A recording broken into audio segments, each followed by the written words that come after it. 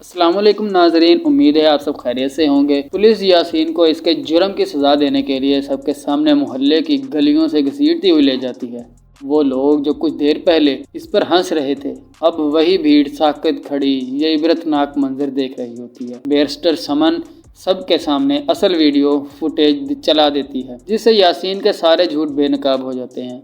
मामला ख़त्म होते ही फराज इस हजूम को नज़रअंदाज करते हुए सीधा पाकीज़ा की तरफ बढ़ता है। वो सबके सामने इसका हाथ थाम लेता है और सड़क पर घुटनों के बल बैठकर इसे शादी की पेशकश करता है। वो कहता है कि ये फैसला इसने किसी दबाव या मजबूरी में नहीं, बल्कि दिल की गहराइयों से की गई सच्ची मोहब्बत के तहत किया है। दरवाजे पर खड़ा असलम यह सब देखकर बेकाबू हो जाता है। वो दौड़ता हुआ आगे आता है और आंसुओं के साथ फराज और पाकीज़ा को गले लगा लेता है। अपनी बरसों की खामोशी तोड़ते हुए वो इस रिश्ते के लिए अपनी रजामंदी जाहिर करता रहता है। अगले ही दिन घर में शादी की तैयारियां अरूज पर पहुंच जाती हैं। असगर पूरे घर को गेंदे और गुलाब के फूलों के साथ रोशनियों से सजा देता है। इधर पाकीज़ा बाजार जाकर अपने लिए चूड़ियां और वो गुलाबी रंग का ब्राइडल लिबास खरीदती है, जिसका ख्वाब वो बरसों से देख रही होती है। निकाह निहायत सादगी मगर वकार के साथ अंजाम पाता है। मौलवी साहब के सवाल पर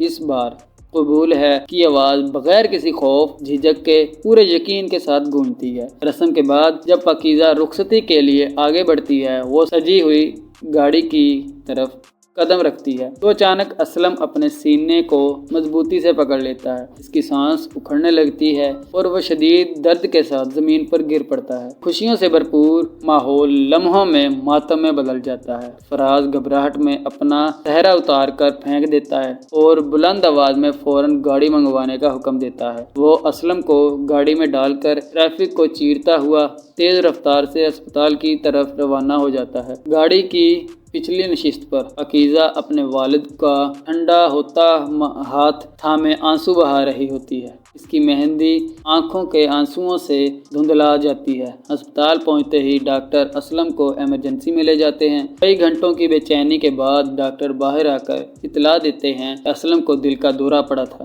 मगर अब वह खतरे से बाहर है। जब असलम को होश आता है तो वो कमज़ोर आवाज़ में फराज का हाथ थामकर रोते हुए कहता है कि इसकी ज़िंदगी की सबसे बड़ी ख्वाहिश यही थी कि पाकीज़ा की इज़्ज़त और खुशियाँ महफूज रहें, और आज वो ख्वाहिश पूरी हो चुकी है।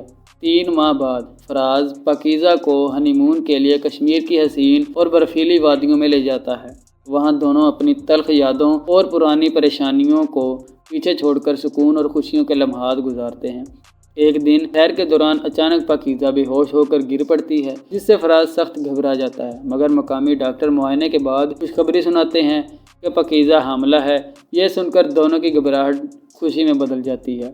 एक हफ्ते बाद वो वापस अपने घर आ जाते हैं और आने वाले बच्चे के नाम और कमरे की तैयारियों में मसरूफ़ हो जाते हैं। मगर अचानक एक दिन पाकीज़ा के सर पर शदीद दर्द उठता है और वो कॉरिडोर में चलते चलते गिर पड़ती है। फराज के कदमों तले ज़मीन निकल जाती है और वो घबराहट में इसे एक बार फिर अस्पताल लेकर दौड़ता है। डॉक्टर फ़ौरन इसे ऑपरेशन थिएटर में मुंतकिल कर देते हैं। बाहर खड़ा फराज सुर्ख रोशनी को टिकटिकी बांध कर देखता है, अपने हाथ दुआ के लिए उठाता है और अल्लाह से अपनी बीवी और होने वाले बच्चे की सलामती की इल्तिजा करता है। अगर आपको वीडियो पसंद आई हो तो चैनल को सब्सक्राइब करें, वीडियो को लाइक करें और अपने दोस्तों के साथ शेयर करें। शुक्रिया।